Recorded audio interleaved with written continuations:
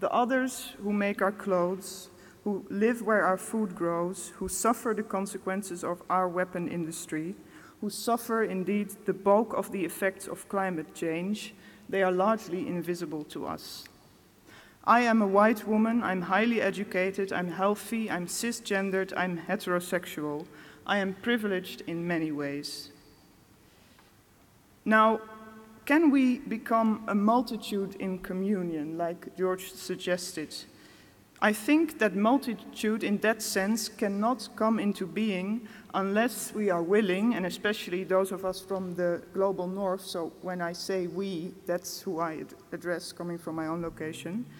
So unless we dare to locate and contextualize ourselves, unless we unpack the many ways in which we construct differences and hierarchies between our bodies in terms of color, gender, class, sexualities, unless we are ready to do that, multitude cannot exist. So I cannot and I do not want to pretend that Christianity from the global north is an innocent bystander of neoliberal globalization, of racism, of patriarchy, of homophobia, of transphobia, of racism, fascism. George, you cited the late Vincent Harding on what he said about the God of the enslaved. The quote you used is horrifying. It invokes the immense human suffering of the Middle Passage. It makes us acutely aware of what Christianity became in the hands of colonizers. The quote also testifies to the strength and the resistance of those who were enslaved. Their Christianity was not the Christianity of the enslavers. They reinvented Christianity. They transformed it into something no longer oppressive and dehumanizing, but life-giving. What I think we need to be very explicit about and aware of is the existence of different Christianities and of the ways in which forms of Christianity that allowed its followers to enslave other human beings are still alive among us. Because I firmly believe that we have not yet fully unpacked this ideology. We have not yet dared to understand how our Christianity and these practices of enslavement and colonialism are intertwined. So I cannot claim Vincent Harding or Yolanda Pierce as part of my tradition. I don't think they are. They speak truth to imperial power, and in that equation, I represent power and they represent truth. Their voices are prophetic voices, blessing us by uncovering the dehumanizing effects of the constructions of black and white. I believe that idealizing our traditions, whether they are national or religious or both, is highly dangerous. And I am also afraid that such idealization is not totally absent from the way in which the Reformation is commemorated at present. We should be careful not to reshape the Reformation in something slightly too innocent and slightly too nostalgic. The movement of Reformation was not only counter-hegemonic, and that is where I want to enter the conversation. Today, the image of the tolerant Dutch colonial rule is slowly being broken down. And the voices of those black and brown Dutch people who have always protested racism and colonialism are finally being heard by some. This process also uncovers the fragility of Dutch identity.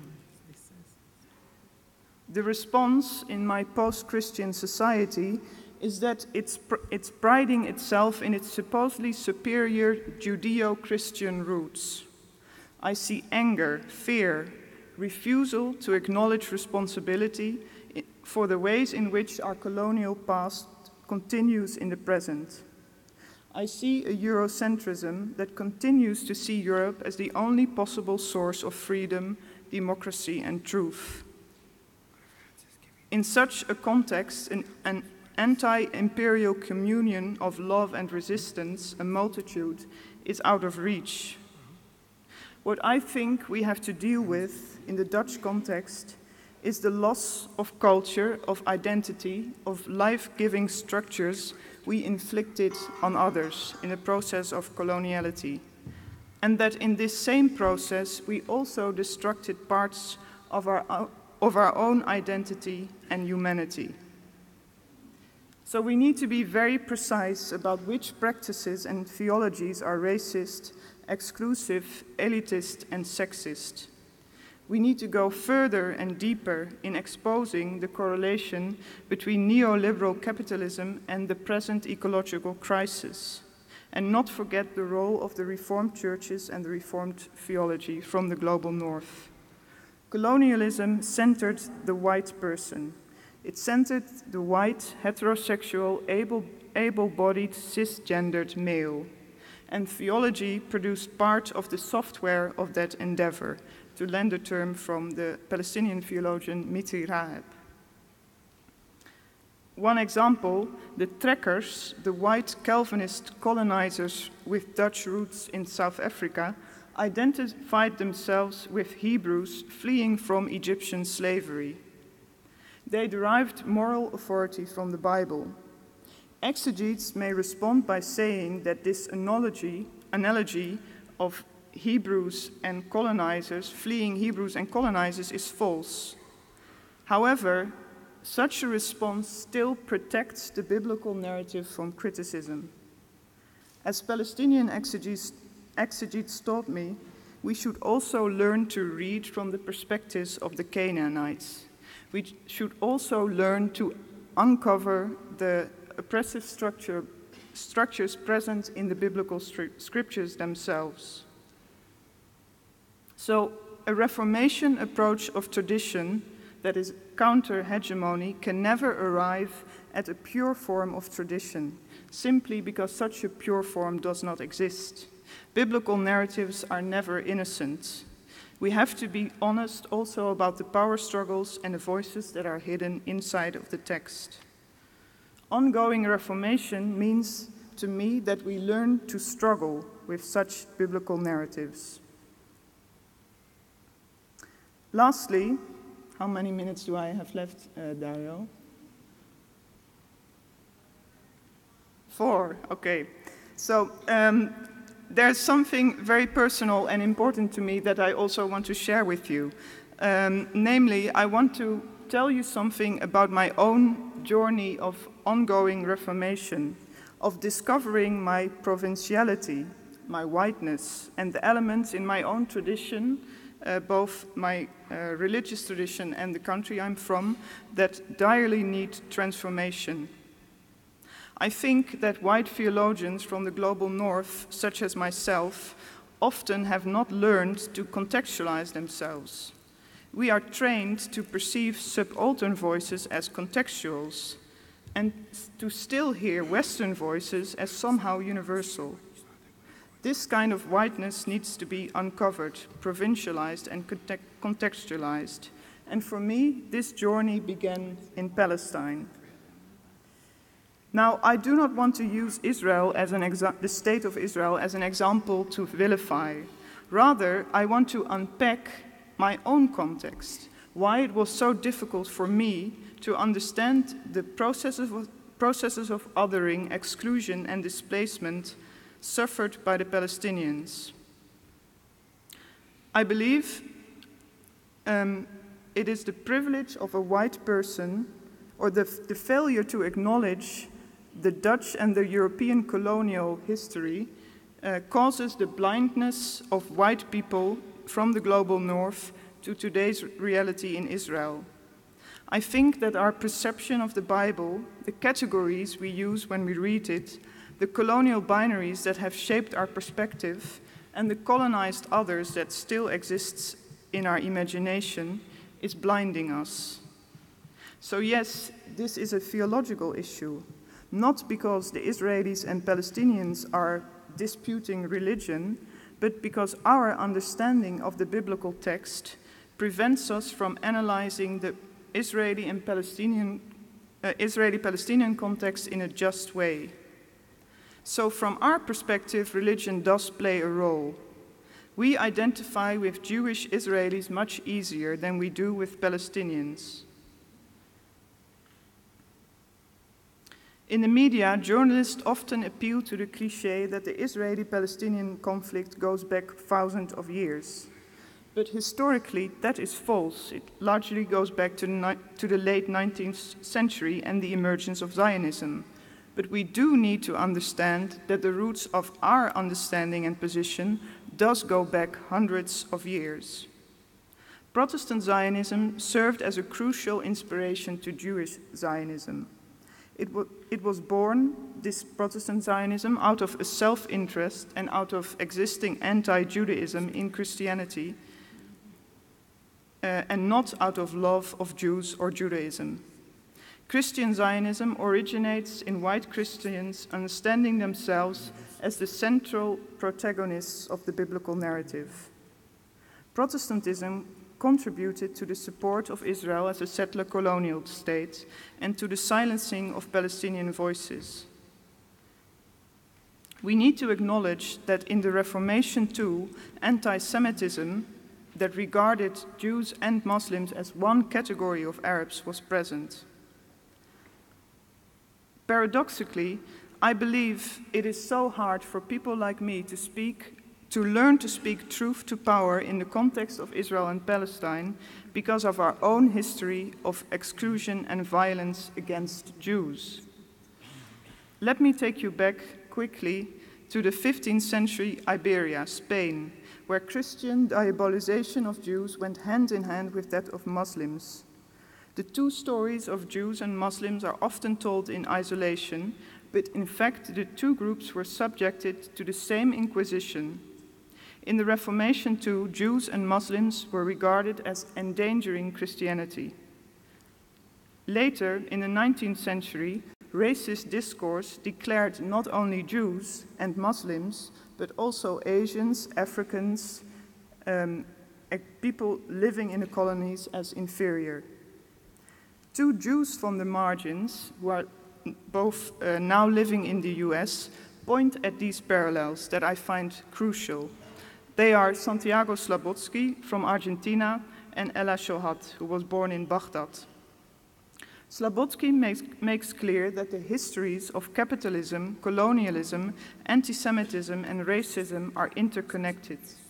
Ella Shohat underlines that 1492, the year of the expulsion of Muslims and Jews from Spain, has to be connected with the other 1492, the discovery of North America by Columbus. We tend to disconnect colonialism from Western Christianity. We tend to disconnect anti-Semitism from colonialism and Islamophobia and racism. But when we start to make such connections, I believe we begin to see how much also the Reformation, or to see how much Reformation in the sense of breaking down imperial forces is still needed in European Protestantism. For the largest part of European history, Jews fell into the same category as Palestinians and people of color. All of them were racialized as non-white. These are the connections we often fail to see. So I'm afraid it is the same blind spot that prevents many Dutch Protestants to take the present growing aggression against Muslims in our country seriously. That also blinds us to really see what Palestinians are experiencing. It is the same failure to see the destruction and the deaths caused by our weapon industry. It is our understanding of our safety as the first concern, and of ourselves as always innocent bystanders. Others, however, who are from the margins, such as Black Lives Matter activists, they do see the parallels between their oppression and that of the Palestinians. Protesters in Ferguson held up signs declaring solidarity with the people of Palestine. And the people of Palestine, in return, posted pictures on social media with instructions of how to treat the inhalation of tear gas.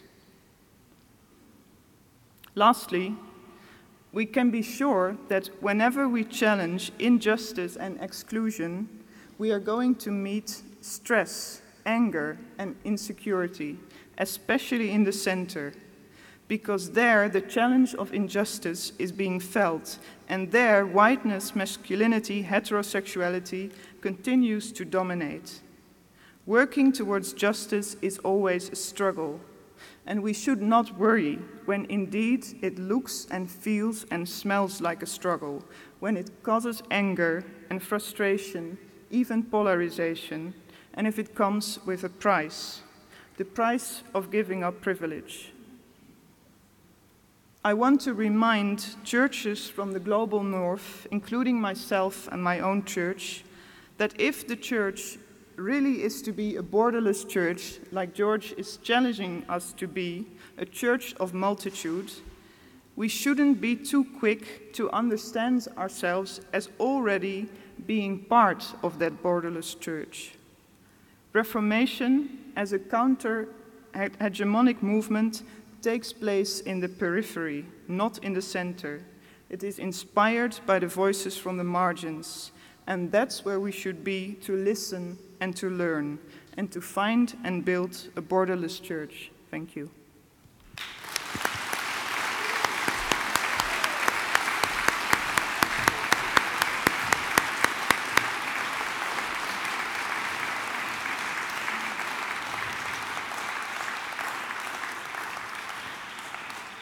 Thank you, Janneke, for also uncomfortable words. I think that every time we listen prophetic voice, we feel uncomfortable. And this is good. It's a good feeling. I am so happy that you in some way unsettle us, because we are calling to be transformed and to be renewed. So thank you, both of you, so much. I'm sure that you have a lot of questions for them. There is no time now, but they will be around there, so you can come to them. So thank you so much, both of you. Thank you, and thanks to Dario Ballerin, who came in a moment later, the Executive Secretary of IPRAL, the Regional Council in Latin America. Could I just take the opportunity on behalf of WCRC to give each of you a gift of a candle in terms of the inspiration and the light and the idea that to be part of the light, we have to be part of the burning and to enter into the reality that you've opened up for us. So again, thank you, and we appreciate very much your contributions.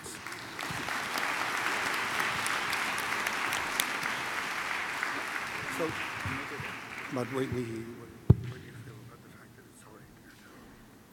No, I think we have to do the announcements, otherwise we won't reach the people. No, you have to do the announcements, but we should. No, I think we need to get the COVID production, and they're not ready anyway else. So you're going to start? I can start with announcements. Yeah.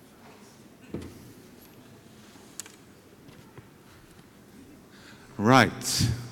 There's another set of announcements, and they will again have to do with movements. Tomorrow we will move even more interestingly. Today it was just a warm-up. Tomorrow it will almost be the same way. But we are not going to go to the town hall, but we go to the biggest church, the oldest church in town, the St. Nicholas Church. And we will do so in the morning, and we will celebrate our welcoming worship, and this worship will be attended by the Federal President of the Federal Republic of Germany. We are very honored, we are very pleased that the President will worship with us. He is Reformed. He is very much supportive to our work, and it's a big honor to have him. On the other hand, having a dignitary of His Eminence with us requires a security protocol. And I would like you to listen to me very carefully now, because the people of the Secret Service at the entrance will not forgive any mistake. So there are two major requirements. One, you must not be late.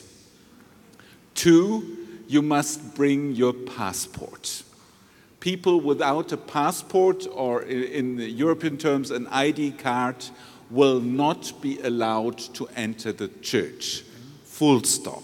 No negotiations. And I will give you the times now.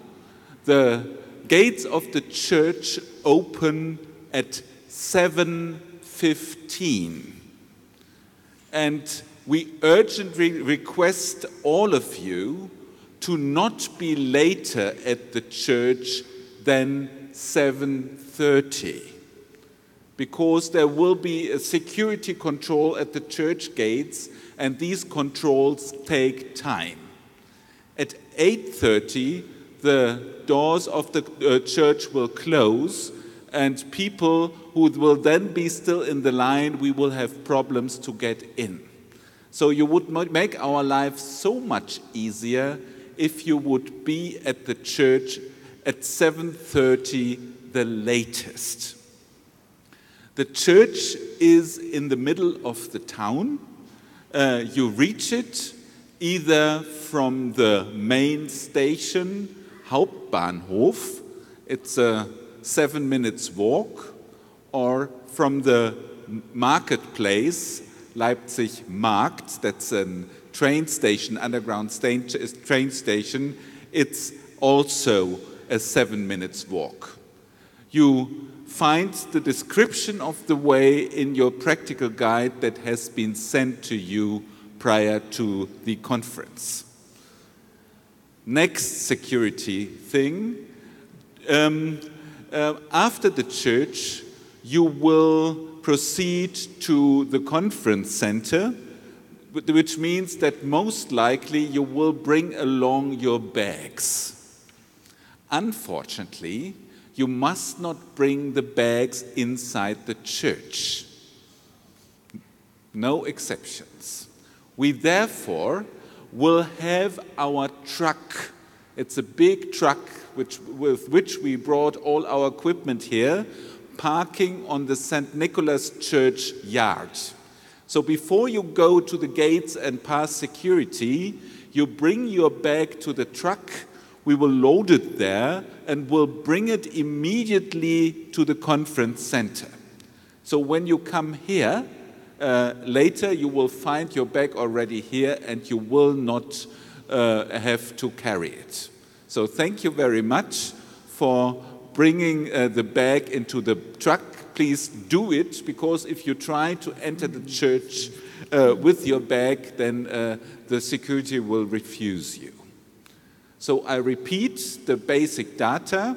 Please, from your hotel, don't come here to the conference center, but proceed immediately to St. Nikolaus Church, in German, Nikolaikirche.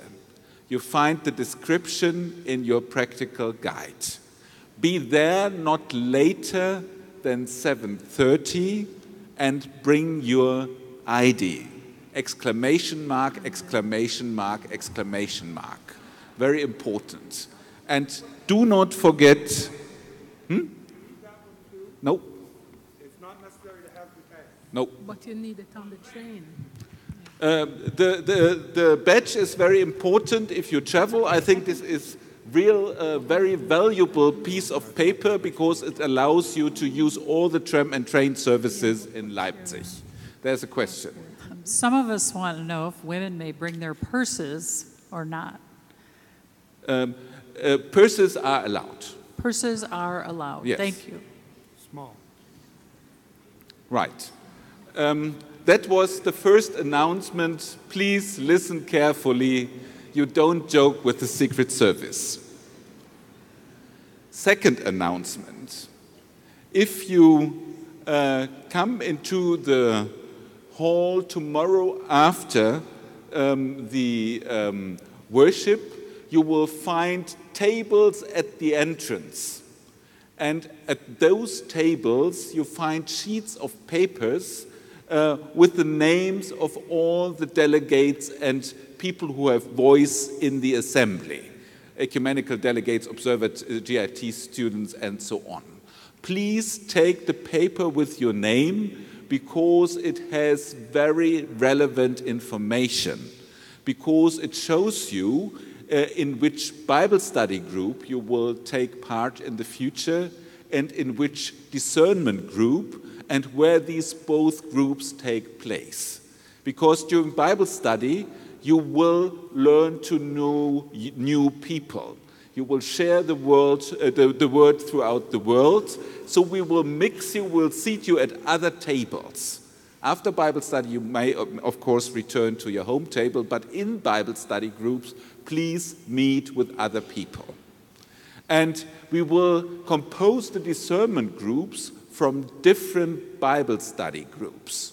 So therefore, when we have discernment, you will go out to one of those many rooms and you will also find people there who come from another context than you are, but we made sure that language-wise you will be able to communicate. So you realize this paper is very important indeed. Take it and please do not lose it because otherwise you will be lost. Third thing about the regional meetings tonight, the President Pillay will introduce the content later, but I will already tell you where to meet. The Asia group meets in Hall 1. Africa group, Hall 2. Europe, Hall 3. Kanak, Hall 4. And IPRAL, Latin America, Hall 5. I repeat, Asia Hall 1, Africa Hall 2, Europe Hall 3, Kanak Hall 4, IPRAL, Latin America Hall 5. If you feel in this group that you should subdivide, you will find in the hall information of other spaces that you can use to break out. But the idea is that you first meet in the big groups and decide of how you will structure your work in terms of subgroups. The last thing, we do have nurses of a sanitation, of a medical service on the site. So if there are any health problems, you may approach them. They are in the CCL, in the conference center on level 1, and you follow the signs, the green signs with the white crosses. So if there are any medical reasons that you need treatment or need diagnosis, go to those people. If it's something serious, they will immediately organize treatment and will inform us accordingly so that we know what you are and how you are doing. Thank you very much for your attention.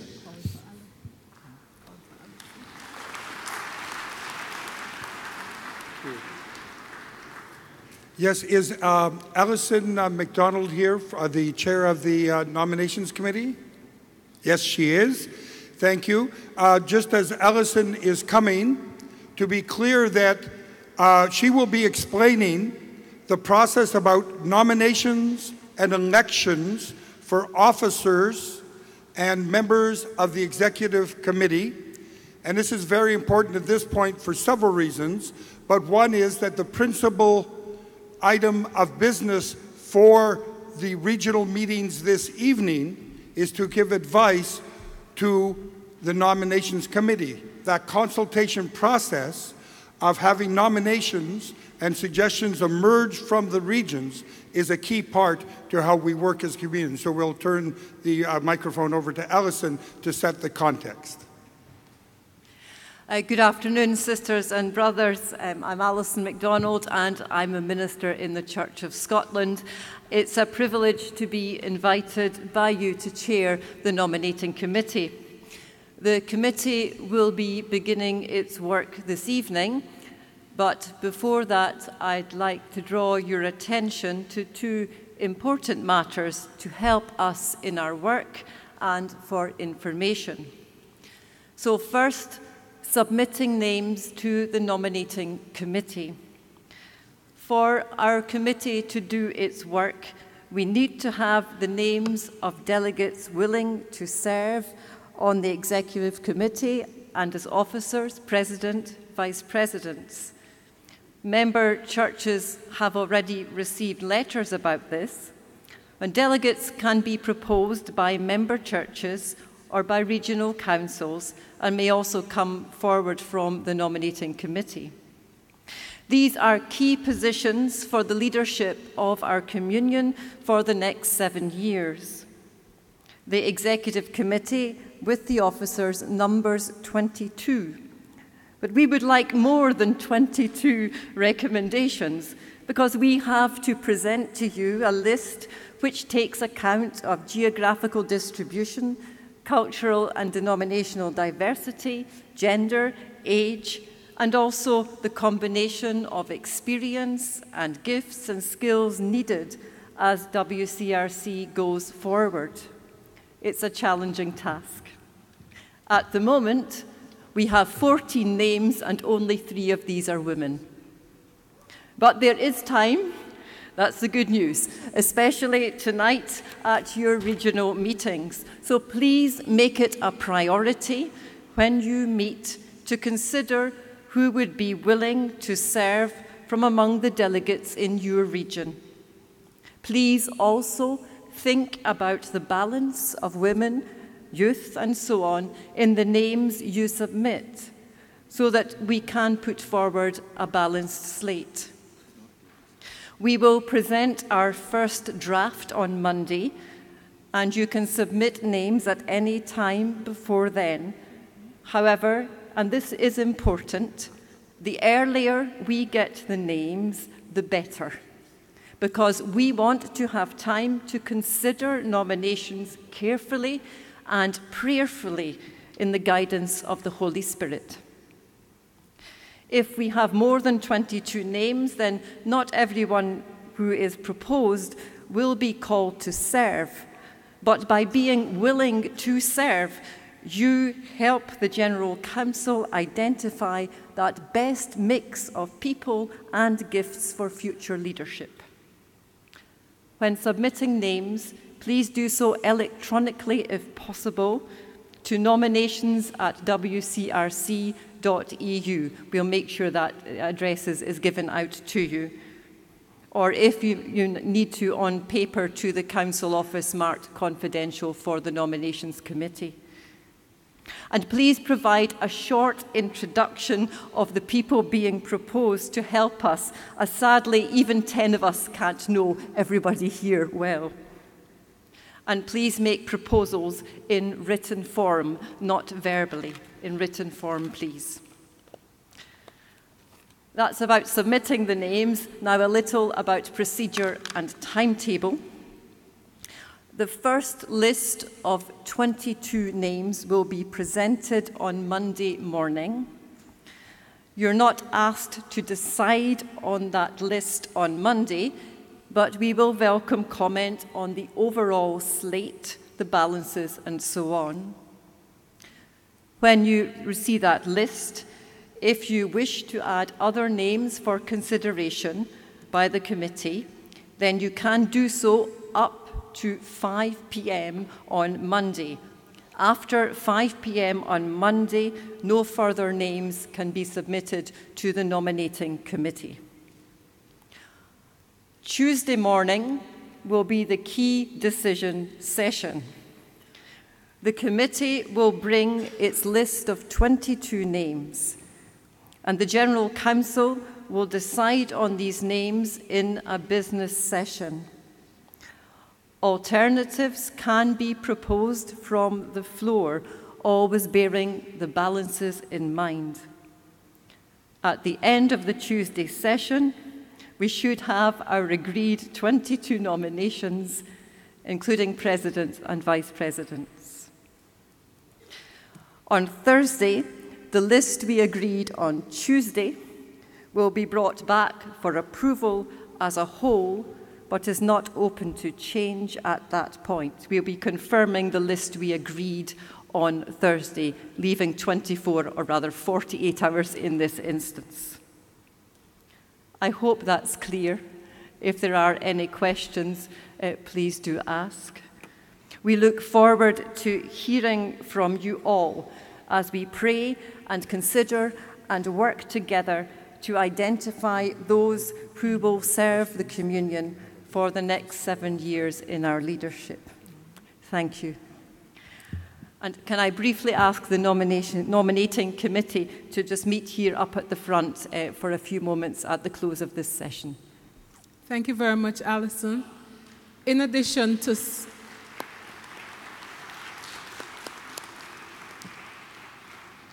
because of time, in addition to submitting the names, if there are particular questions you have, I'm going to ask you to write those questions to the nominations committee. So thank you very much, Alison and the committee. May I invite us to stand as we close this session?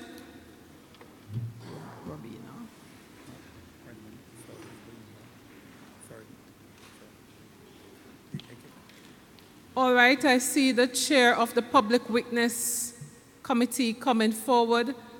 Maybe if there is a microphone on the floor, please be seated, delegates. I'm very sorry. Robina, there is a microphone there if you would address the body. Thank you, moderator. Delegates, my name is Robina Winbush. I am from the Presbyterian Church USA, and I am serving as chair of the Public Witness Committee. I would like to inform you of the process for presenting proposals for this General Council to consider for public witness. The General Council will consider issues of global and local concerns on which the World Communion of Reformed Churches and its member churches ought to speak with one voice. We will present recommendations on public issues identified by delegates. We will present a report to the General Council with recommendations for actions to be taken or statements to be made. Delegates are invited to submit proposals for consideration. We ask that proposals have the consensus of your delegation. We are also asking that you receive the consensus or concurrence of at least one other delegation or regional body. Proposal forms can be found online at www.wcrc.ch/GC2017/delegates. It's the WCRC General Council website. Hard copies were placed on your table this morning and can also be found in the General Council office on +24. Members of the Public Witness Planning Committee will be available to consult with delegates interested in submitting proposals. We will be available on Friday, 30th of June, and Saturday, 1st of July, during the lunch hour in the multi-purpose area room on this floor. There should be a sign on the door. While the deadline for submitting proposals is Saturday, 1st of July, by 7:00 p.m., we strongly request that proposals are submitted as soon as possible. They may be emailed to gcoffice@wcrc.eu. Hard copies may be dropped off at the General Council office on +2. The Public Witness Committee will meet with delegates and resource persons submitting and supporting proposals in a committee listening session either on 1st of July between 6:30 and 8:00 p.m. or on the 2nd of July between 1 and 3 p.m. We will notify delegates and resource persons of the location of these meetings. That concludes our announcement. Thank you very much, Robina. And if you have particular questions, we invite you to speak with Robina. If not, to bring your proposals as you have been instructed. You may now stand as we end this session. Continue to journey with us, living God, and as we share in meal and fellowship, bless us and our bodies to your continued service. Amen. And could I remind the staff people, the core staff people that are to come to the front for the quick staff check-in. Yes, and the nominations committee was also called to the front. Thank you.